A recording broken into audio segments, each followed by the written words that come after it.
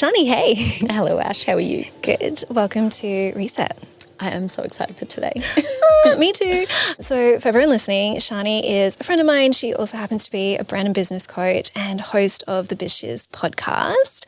She's one of those people that are just a whiz at taking an idea and actually turning it into reality. So whether you have your own business or you're intentionally designing a really beautiful corporate career, whatever stage you're at, I feel like people are going to get a lot of value from chatting today. Thank you for that beautiful intro. You are so welcome. I love that you talk online about alignment in business, and you've also mentioned that you've run a six-figure business that is in total alignment and a six-figure business that is not. Mm-hmm. Yes. Can you tell people listening how to even check in with yourself and work out, am I in alignment? So I always think alignment is such a feeling, right? It's a feeling state. And a question that I ask so often in business and even in corporate as well is like, how is this feeling for me? So often we can be in our head in business and we're doing, and corporate as well, it's like we're doing the thing that logically makes sense. Like, I'm going to stay in this career because it feels good, or I'm going to stay in this business because it feels good, or it, makes sense.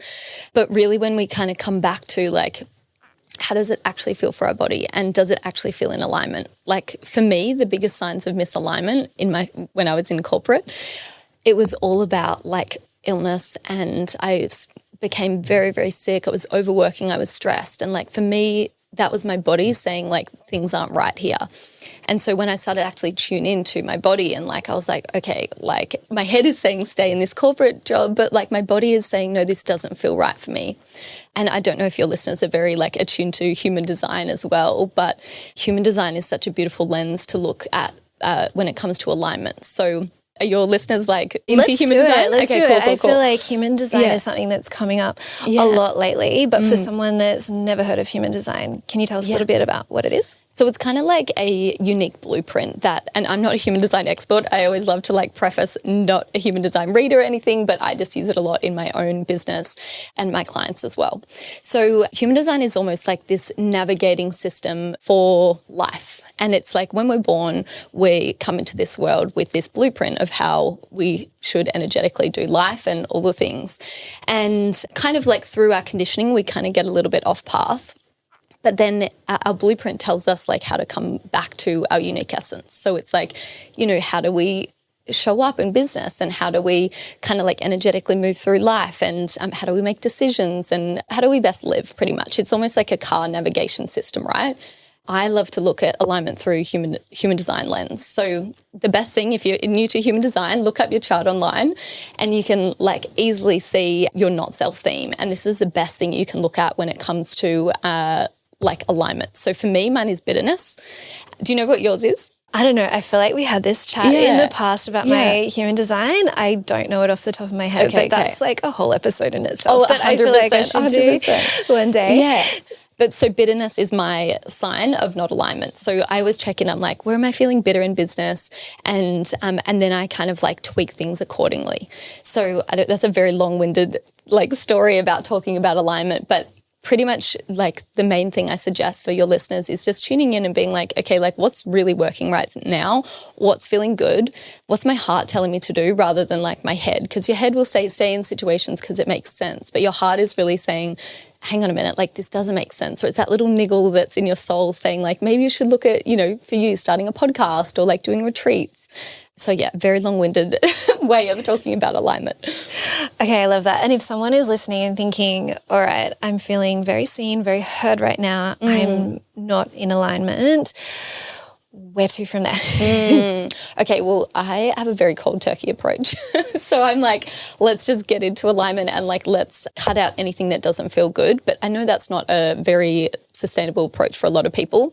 So even if you're making like a 6-week plan or a 3-month or a 6-month plan to move into alignment. So for example, I'll just share a story. So end of last year, creating websites were really out of alignment for me. So I was doing branding, I was doing business coaching, I was doing websites, and I started to feel the niggles because it was like stuff was happening with clients and, things that had never happened before in my business were starting to happen when it came to websites. So for me, I went cold turkey and I stopped a $100,000 offer in my business. And that was probably not the best move to like cut that and rip that out overnight, because what happened is it left a really big income gap in my business. So I would say for your listeners is see if you can make a sustainable roadmap to get into alignment. And that could be like making like a small change every week, or it could be, maybe you want to wean out of doing one-on-one coaching and you want to go more into groups. So it's like, what would that look like over a, 6-week, a 3-month, a 6-month plan, just so you're kind of not leaving yourself short. I think for me, like I've always been the cold turkey approach, because I'm like, I want to show to the universe that I'm like so dedicated to this, and I'm making the big and bold moves, which I think are amazing. But at the same time, we do need to make sustainable moves for our business, and especially anyone who's thinking of leaving corporate, right? That's you can't just be like, effort, I'm leaving tomorrow. That's obviously going to be, leave a really huge income gap in your life. So it's like, how can you, make a 6-month plan to leave your corporate job, or, to find a new job that feels more alignment as well. So there's some people who love the cold turkey approach, and then there's some people who are really going to benefit from more sustainable approach that's going to leave them feeling a bit safer as well. I feel like society, social media, everyone glamorizes I quit my job, I'm starting a business, or I'm moving to Spain, whatever it is. Yeah. Do you think that everyone should be an entrepreneur?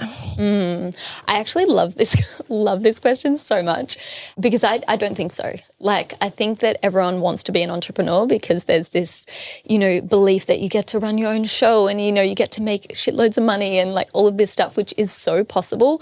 But I think that's I believe that business is a soul contract, right? With you and your business and who you are here to be and become in the process of running your business. And some people's path isn't through business. It's actually through corporate, or it's, being a stay-at-home mum. Like, I think that business is glamorized to a certain extent, but I don't think it's for everybody. And I've seen so many people who, and again, this is making a decision from the head rather than the heart. It's like they see, Ash starting her business, and like, I want to be like Ash, so I'm going to start my business. And what happens is they find that it's very out of alignment for them. It throws their nervous system out. They don't like making money for themselves. They actually prefer having a secure, paycheck coming through month on month. And there's nothing wrong with that. Like, I see so many of my friends who are climbing the corporate ladder, doing so incredibly well, and like their soul has chosen that path. And I'm like fully here to cheer them on and like celebrate them in that. And then there's people who do choose entrepreneurship, and that's their journey and their path. And I think either path that you choose, you and again, coming back to this soul aspect, because I think it's so important, like life and business and your workplace and corporate, it's going to present you with the opportunities that you need to grow. So yeah, I think there's absolutely no shame in staying in corporate if that feels really true for you.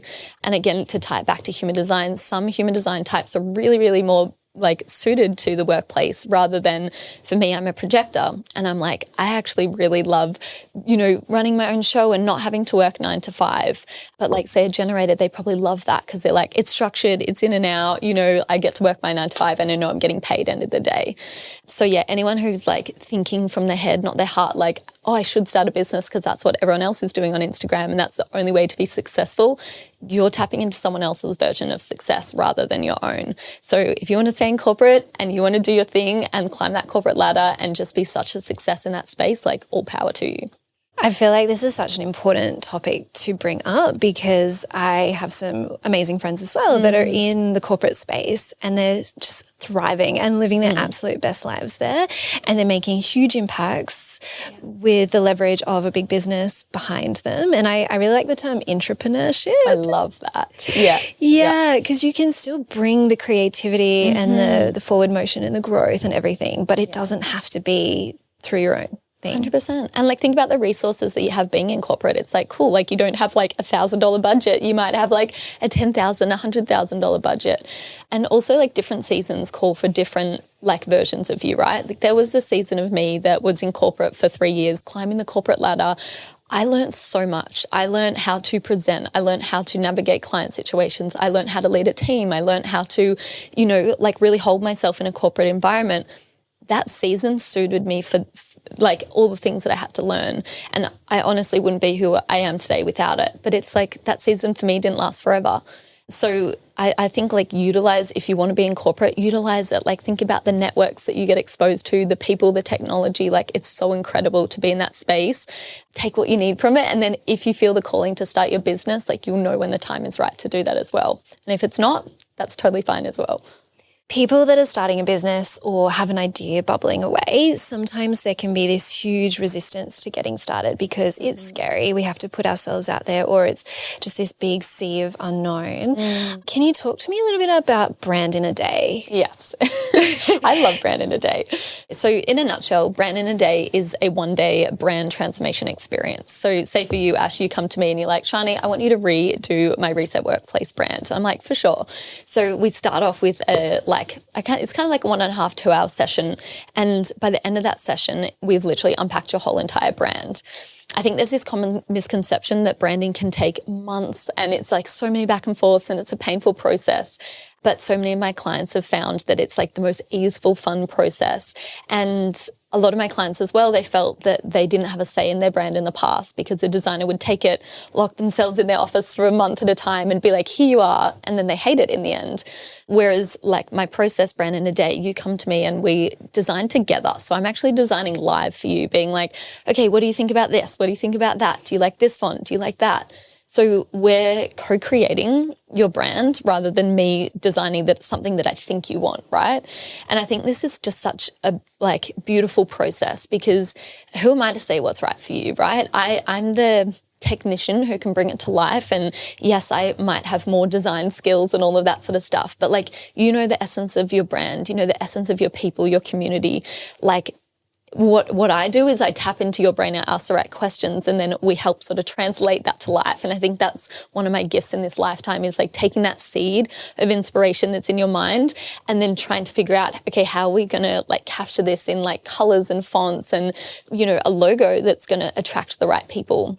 And I always talk about branding being like, this is going to sound a bit wanky, but like branding is like an energetic signature for your business. And this is out there in the world doing your work and connecting with the right people when you don't even have to be there. So it's like, sure, you can pay someone on Fiverr to do a logo, but it's not going to have that energetic transmission of like us sitting down for like hours at a time, you know, really understanding what your brand is about and thinking about the design language that's going to actually speak to your audience, right? So it's a very different process, you know, and some people like Fiverr, if you want to go to Fiverr, go for it. But some people want that experience of like really understanding their brand and figuring out how they're going to like translate that into like visual format as well. So pretty much end of the day, Brand in a Day, I submit your whole brand package over to you and you've got templates, you've got, you know, fonts, logos, all of the shebang. And a lot of clients, they just say like, oh my God, that was like the most easy breezy, you know, branding experience that I've had so far. And that's really my intention because I'm like, things don't have to be hard. Things don't have to be, you know, take months at a time. And I think that's the projector in me. I'm like, I love efficiency, you know. I also so Brand in a Day concept from a client perspective, I think is awesome. And you just like get it done, make it happen. But I also love that you've been doing branding for a while and then you tapped into your own intuition. You're like, hang on, I still love doing branding, but I don't like it dragging out or taking a long time. How can I tweak my offering to be within a day? Can you just talk to us about kind of the concept of designing the ideal life and then designing the business to match that? Can we dive into that a little bit? I think this is such a really cool topic to dive into, Ash, because a lot of people, again, when we're looking logically at how to run a business, okay, you look at Ash's business, right? And you're like, cool, she does retreats, she does this, that's what I should do. And it's that dreaded word should. It's like, oh, I should do a mastermind, I should do this because someone else in my industry is offering it as well. But when I came back to like, okay, how do I actually want to work with these clients? Like, what's my best way of working? Like, I'm very efficient for a day, but if you drag me out for 3 weeks, I'm going to really drop off, right? So I started to look at what's feeling really good for me in this branding process, and like what's feeling really good. I actually love getting on. I would much rather get on a call with you and like unpack the revisions and do that live with you than back and forth emails for like, you know, eons. So I would say the first step is figuring out what's not working in your offering, or even in corporate for you, what's not working. And then it's like, what do I really love doing? And this is like a little formula that I called is like the ultimate offer formula. So it's like, what's not working? What do I love doing? And then also looking at like your client pain points in your industry, right? So, for me, it was like the client pain points. They felt that they weren't included in the process. They felt that they, had really short revisions and they couldn't really explain what they wanted in their brand. Other pain points is like they found that they were, paying all this money only to receive a brand or a logo that they really hated by the end of it. So I was really, really tuning into like what were my clients' needs in this moment. And then it's like you put it in this big sort of cauldron and you mix it up and then it spits out brand in a day, right? And I'm not like the creator of brand in a day, but it's like this process really works for me and my energy. So I think this is such a good invitation. Like, don't just do things the way that everyone else is doing them because that's how it's done. It's like actually start to think about like, oh, how could I make this work for my clients? How could I make this work for me and my lifestyle as well? Like, I love brand in a day because it's like I start at 9:30, I finish at like 2:33. I can have the rest of the day off. On a monetary level, I can get, really great money for a day's worth of work. My client feels it's the most amazing value. And then I feel like I've been paid really well for the work that I've done. So I think it's really good to kind of check in on those life values as well. But I think from just like energetics point of view, like I felt I was so dragged out and drained working for 3 weeks or a month on a brand. And then I could just feel my energy shift. So I went from doing like 2 brands in a month to I could probably do like maybe 8 or 10 in a month, which is a huge transformation, as you can imagine, from like a business like perspective as well. Yeah. If someone's listening and they've got this idea that's bubbling away inside of them, they haven't launched it into the world yet, how do they get started?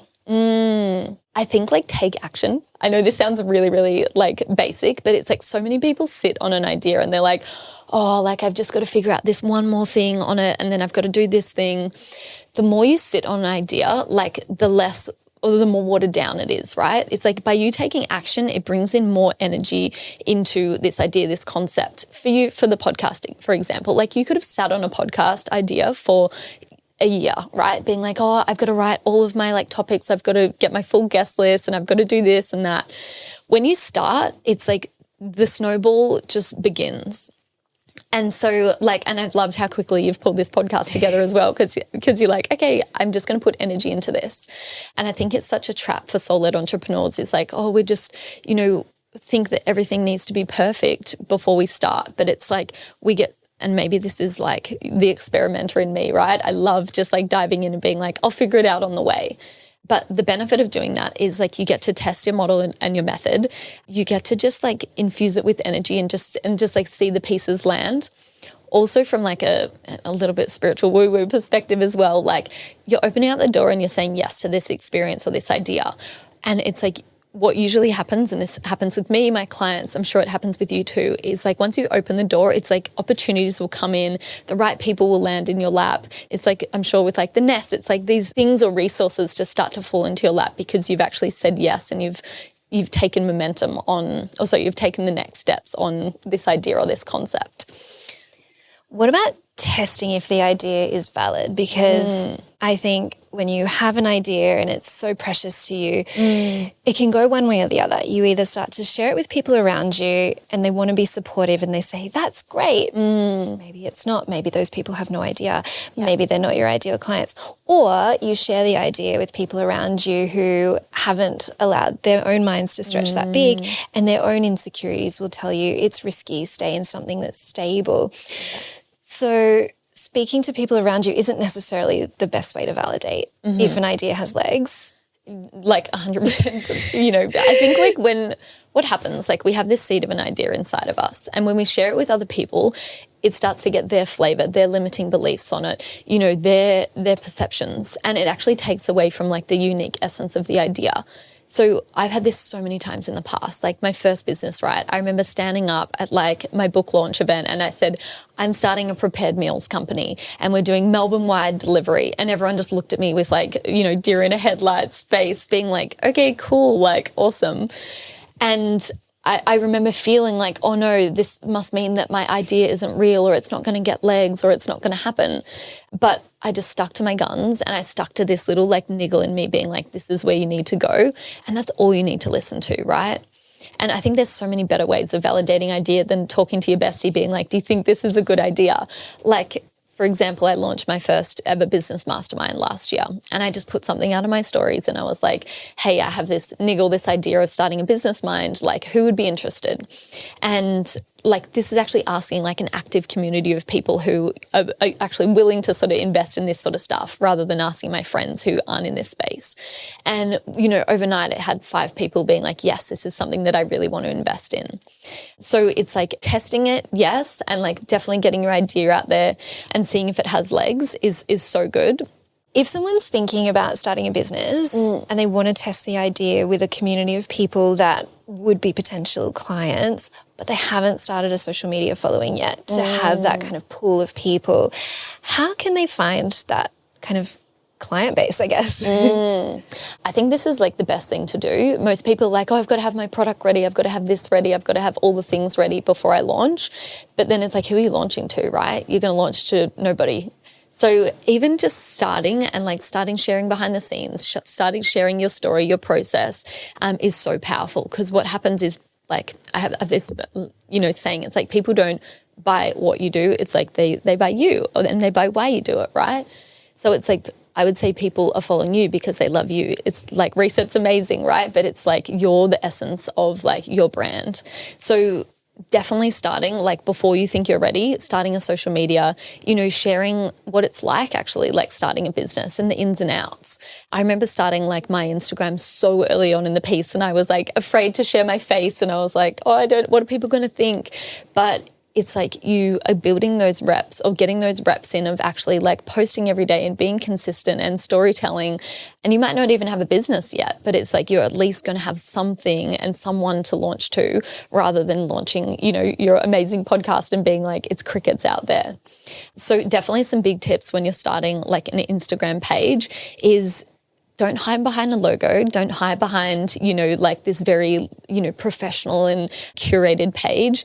Be yourself. Like people, again, they want to follow you because of your story and your journey. They don't want to follow like a logo and, like this big sort of corporate page. You don't need to do amazing, photos and spend so much on, professional branding photos, but like chat to a friend and see if they can take photos of you, maybe get on Canva and get some brand colors going, just so you can establish like a little bit of an aesthetic when it comes to your brand. And then just like start getting yourself out there and testing different ways of like showing up that feels really good for you.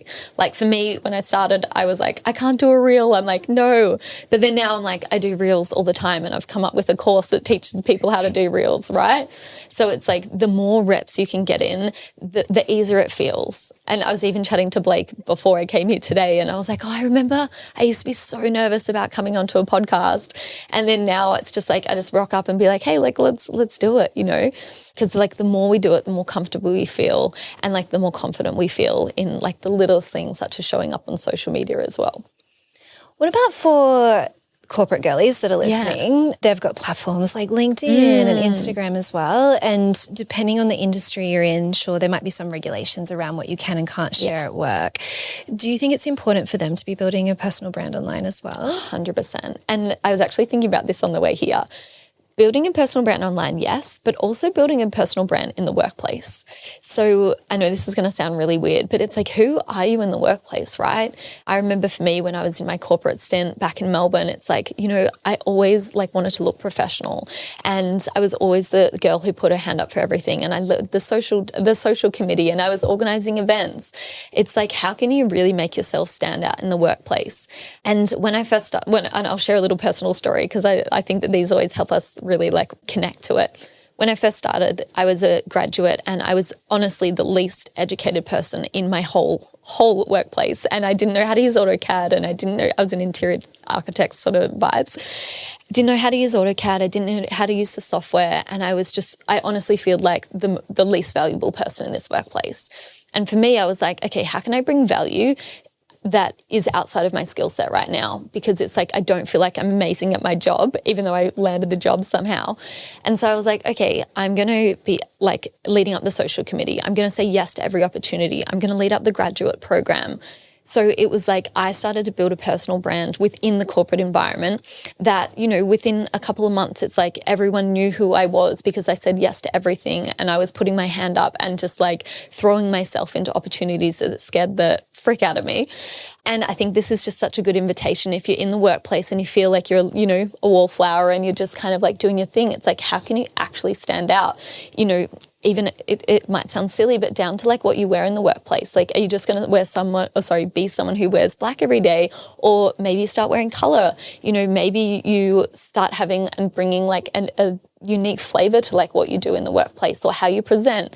Like there's so many ways that you can stand out. So that's kind of like in the workplace sense, but definitely like LinkedIn's such a powerful tool for connecting. And I always come back to like, how can you do things really differently, right? So LinkedIn's so sleazy. How can you bring a really unique approach to your LinkedIn profile and, you know, maybe be sharing behind the scenes of like your work or things that you're doing on the weekend, things that like actually are of interest to people that isn't just a like, hey, like let's connect, you know? So yeah, I really think like, yes, if you have a business, building a personal brand is so important, but I would say equally as important if you want to stand out in the workplace. I think as well, it's just making me think of that. We were talking earlier about the transition. If someone is in a corporate job and thinking of having their own business and they're creating that 6-month plan, the time is now to start building that personal brand and really making the most of what you currently have so that when you do leave, you've got potential clients that know you already. Mm-hmm. I know I saw this with retreats. I had people flying in from different countries to my Sri Lanka retreat and to some of the retreats here. And some of those are people that I've worked with in the past or knew me from my previous life. Literally.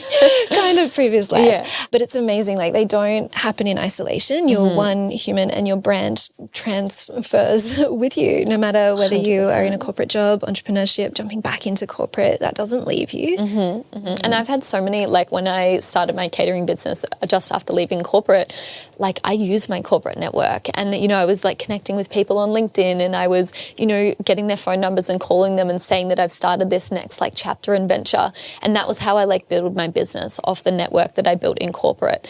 And it's like, we don't change, right? Like we, as you said, we transfer, but it's like our offering might change. But a lot of people, like when they see you going out and doing your thing, they really want to support you as well. So it's like leverage all of the amazing networks that you've built in your corporate time as well. Yeah, beautiful. Like that whole burn the bridge thing, I think is really crazy kind of concept. Don't burn a bridge. You never know when you want to like walk back over or they might come over. Like, 100%. Yeah. And it's like I've had so many, you know, I say it's like a rich tapestry of my career because it's like I've gone from being in, you know, interior design to like graphic design to running a catering business to running an e-com business and then coming back and like doing business coaching and branding, right? And it's like I still have clients who met me in my initial days of like being in interior design and it's like they've continued to see and like be with me through all the evolutions. So I'm a big believer, like don't burn the bridge. You never know when someone's going to like come back into your life. So it's like, don't burn the bridges. It's such a good reminder. Yeah, and I know people as well who have stepped away from a stable job, tried their own business and then gone back to corporate as well. And I think that's totally okay. And like we talked about the seasons before, pivoting a little bit, CEO Day. Yes. What is it? How do we use it?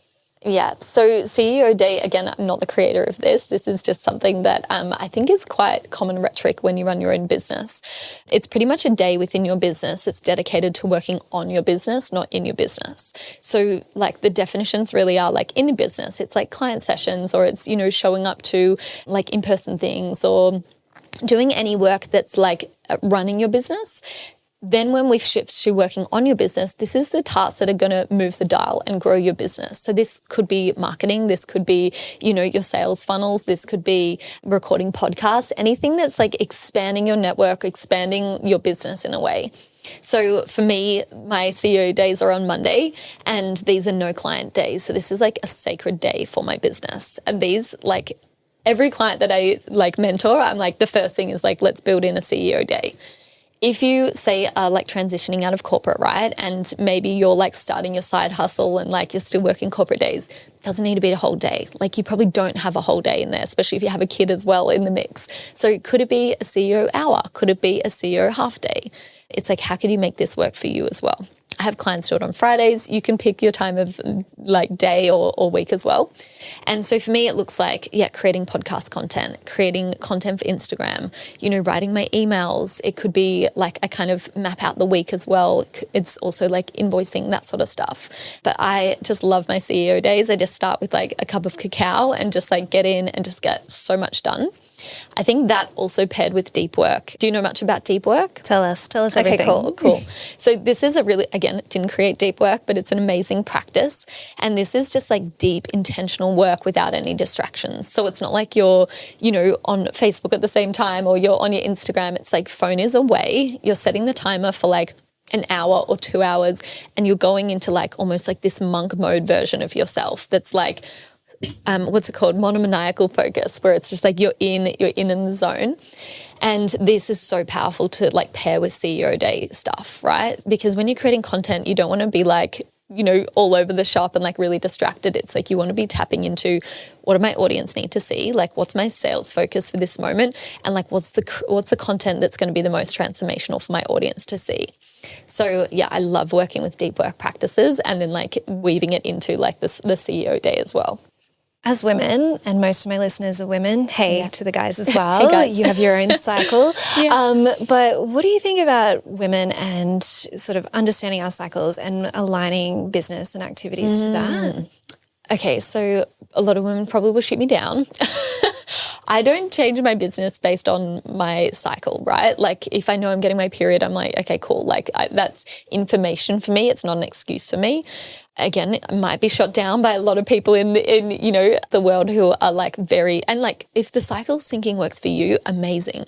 For me, I don't have painful periods. It doesn't affect me too much. So I feel like I can work through. I personally prefer to kind of like manage my weeks in certain ways. So like Fridays are my chill days and then Mondays are like my more like, the CEO days where I'm like working on my business. I know like I'm, poop after like 4 o'clock. So I try not to do stuff after 4 o'clock.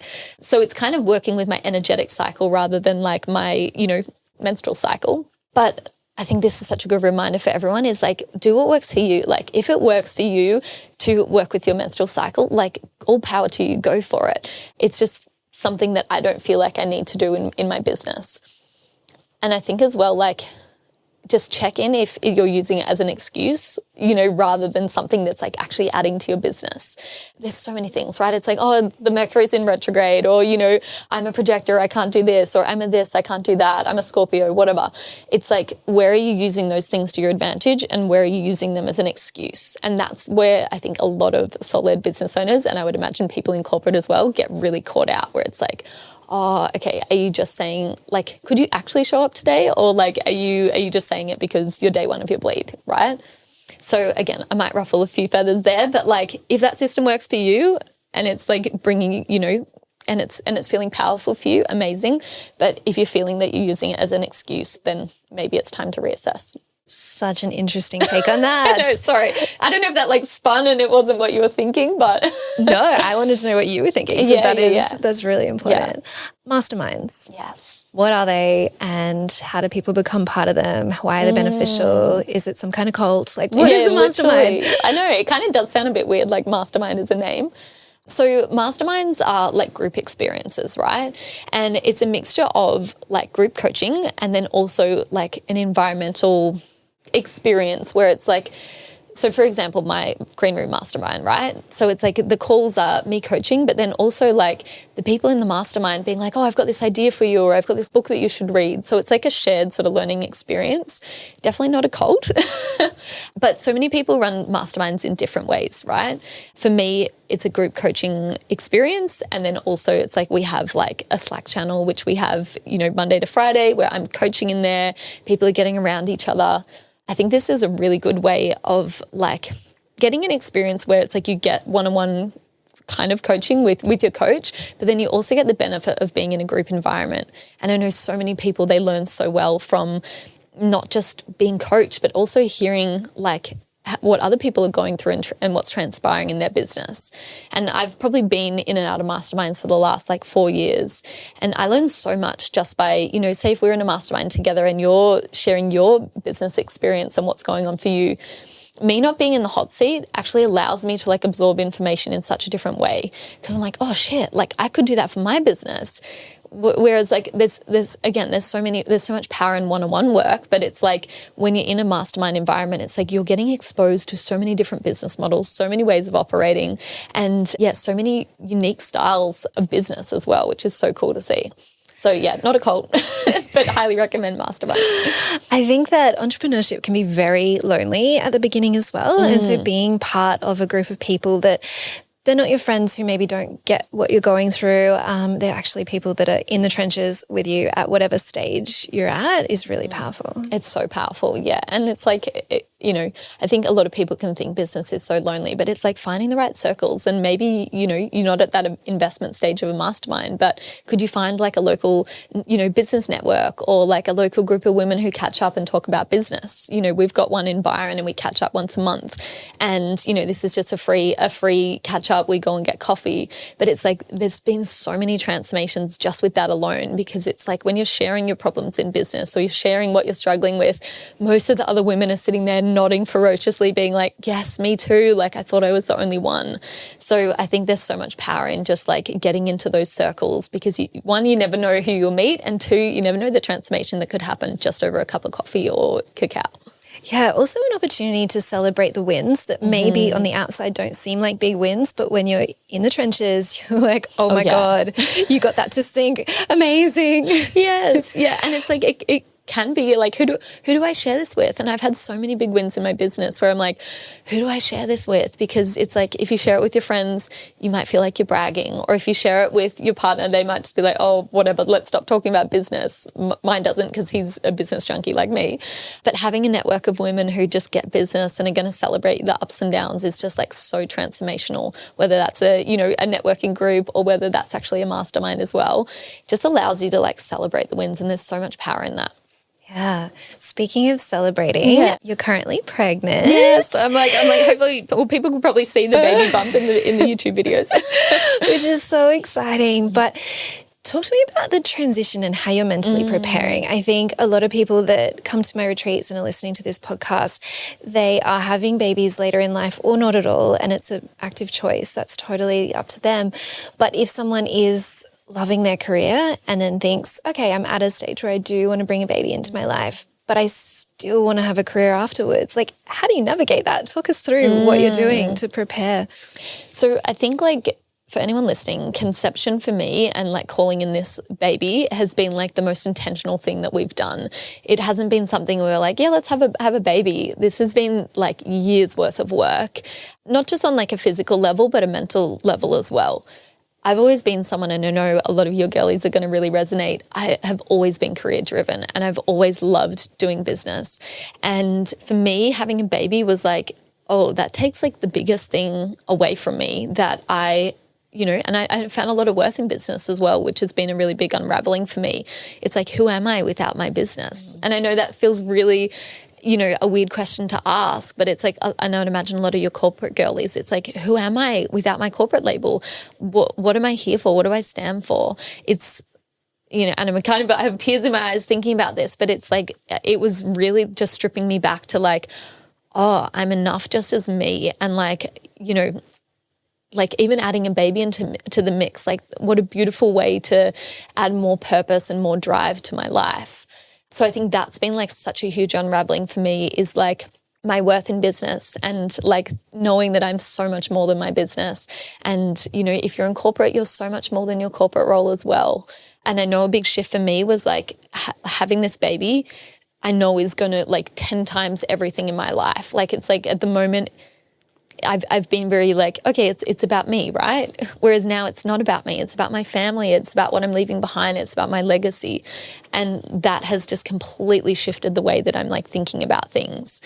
Even moving into next year and planning for next year, I'm creating it's going to be called Soul Biz School, right? And this is like my legacy to women in business. And it's like, how can we create a business that's sustainable, successful, and easeful? rather than working really long hours. And it's like I've been at that side of the spectrum where I've felt like, this year I've worked so much and I've worked so hard. That's not sustainable when you have a baby, right?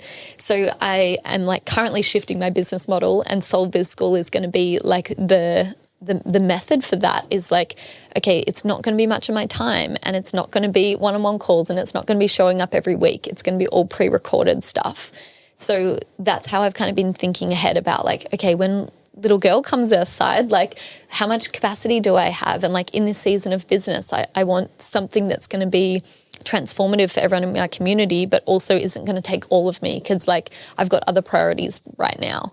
Even with the podcast as well, I'm like, okay, how am I going to like structure my podcast so it's like I can still have really meaningful conversations with women, but again, it's not going to take up as much of my time as it is at the moment. So yeah, I would think for anyone who's listening who wants to have a baby, it's like really start to think about like, what are you valuing, and like how do you want to show up in this season of your life, and also just looking at your attachment to your worth and your work.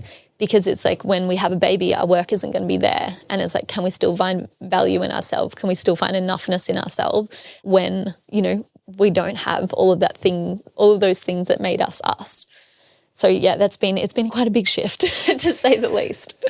And so you and Blake are both super driven individuals, and you said that you did spend a number of years thinking about, is a baby right for us? If yes, when? If anyone's listening and they're on the fence of, do I have a baby? Do I not have a baby? And you and I both know there's no right or wrong answer there. But what kind of process would you recommend people go through to gain clarity on that? So I actually did this, I think it was like an 8 or 9 week. It was Made into Mother kinesiology journey with Ange Jessup, who's in Byron. So shout out to Ange. And this was like literally I went in and honestly I was like, I'm fine about motherhood. I'm all good, And then it was within the first 10 minutes I was like bawling my eyes out, and I was like, oh my God, I'm like, all this stuff was coming up about like, I don't want to be a mum who works a lot, and I don't want to, who am I without my business? And it was like all this stuff started to unfold. So that is obviously a more tailored journey that you could kind of go on. But I think just like even just self-reflecting every week, whether that's journaling or meditating, and just getting really clear on like why am I saying yes to motherhood? Like, is this because I think society like is telling me that I should, or it's the logical, white picket fence next step, or is this something that feels really true and aligned for me? And like I always come back to like whatever your decision is, like if it's from like your truest heart of heart places, like that is the right decision for you. And it's like getting out of your head and into your heart.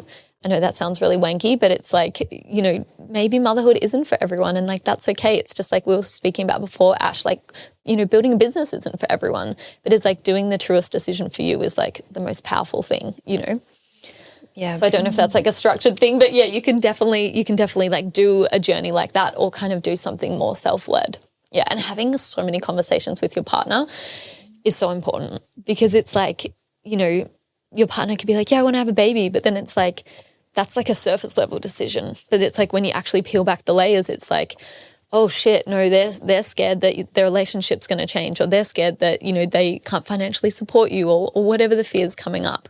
Blake and I have so many conversations about like, okay, what are you fearing about motherhood or fatherhood this week? Or what are you fearing about like this next evolution?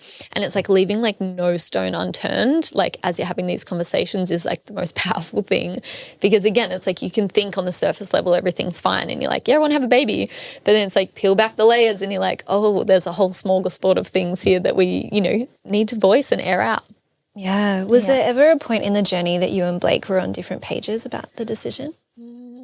I don't think we were on different pages. Like we both definitely wanted, we really wanted a baby, but I would say that he could see in me the resistance at the start. And I think it's so different for women, because it's like we don't just say yes to having a baby and nothing changes. It's like our body changes, our business changes, our, like our whole life changes. And it's like we're in essence, we are the primary caregiver. So it's like we do have a lot that, quote unquote, we give up for a certain season, but like we gain so much more as well. So he could see the resistance in me that I was like, yes, I want to have a baby, but it also meant giving up this whole part of me. But right now I'm kind of in this like surrender stage of like, I know what's being birthed literally and like metaphorically is going to be so much bigger and better than I can imagine. And I know that like this next version of me is going to be able to like hold so much more in business, in life, in friendships, in love as well.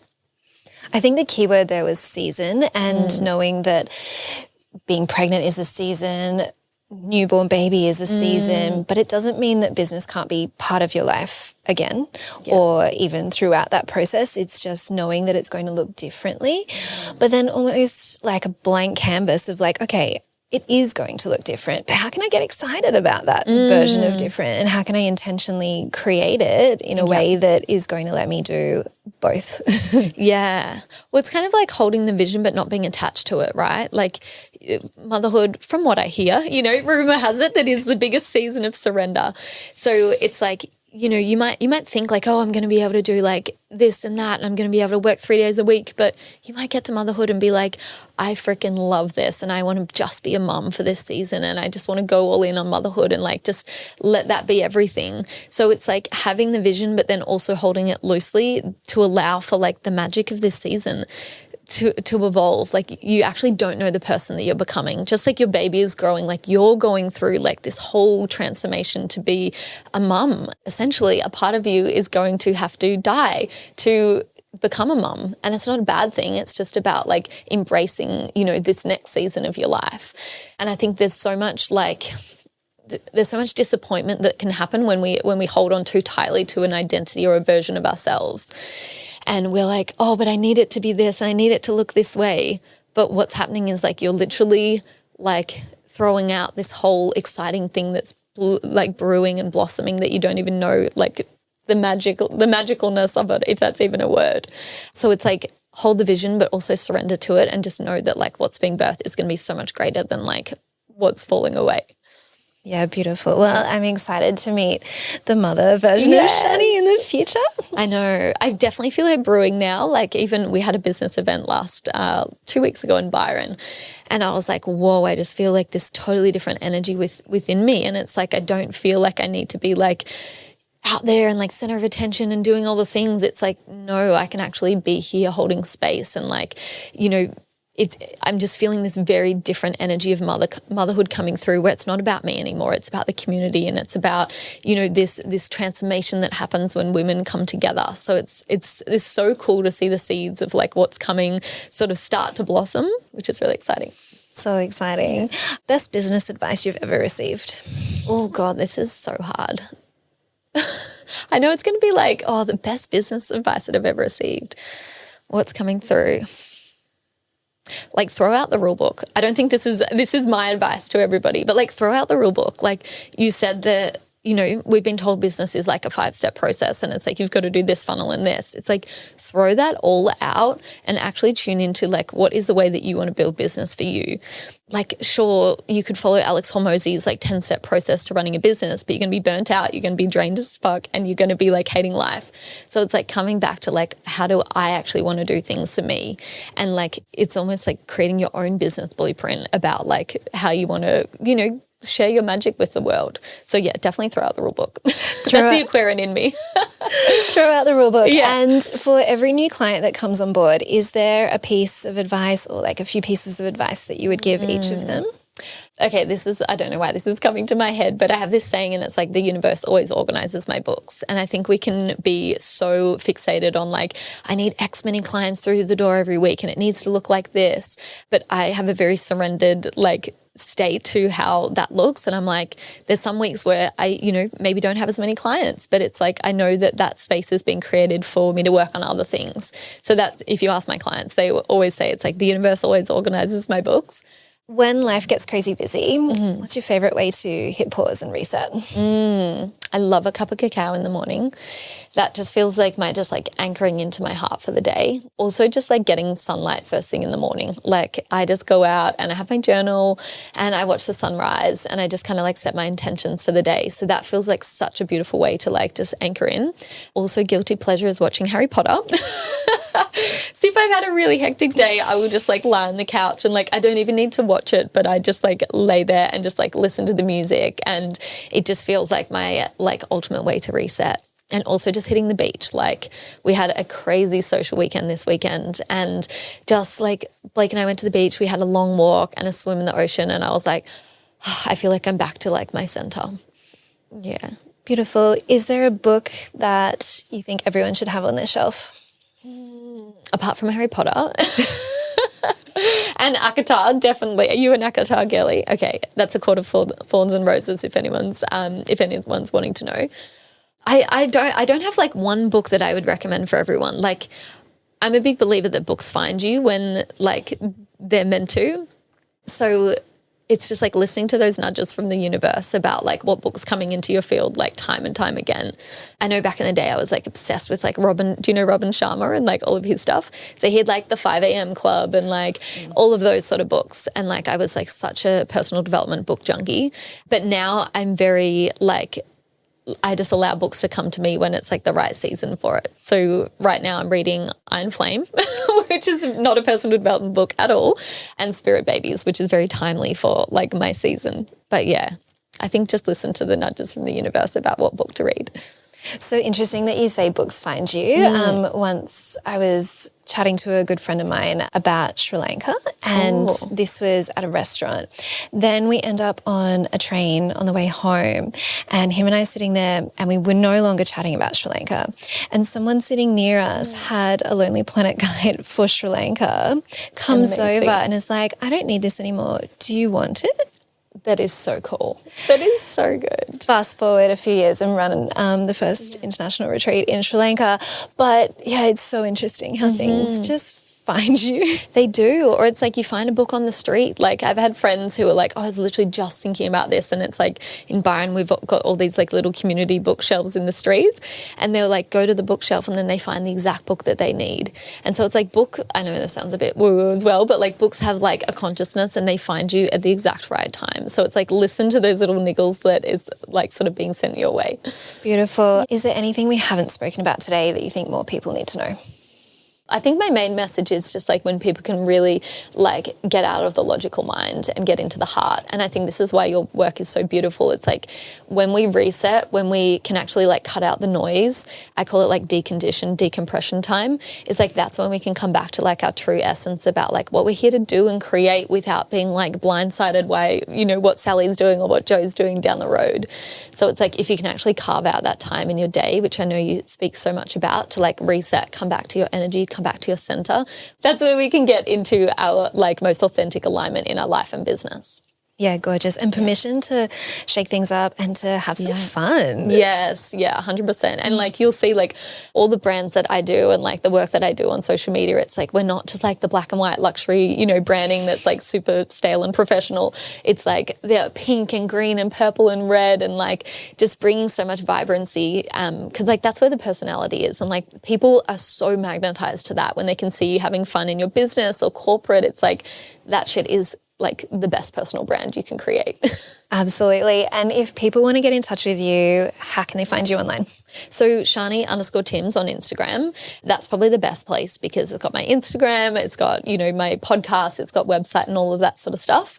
And then all of my offerings on there. So you'll see some pinned posts there. You can read more about my journey. You can also see all the ways to work with me as well. That may shift a little bit with Bubs coming, but I'll keep everyone updated on socials.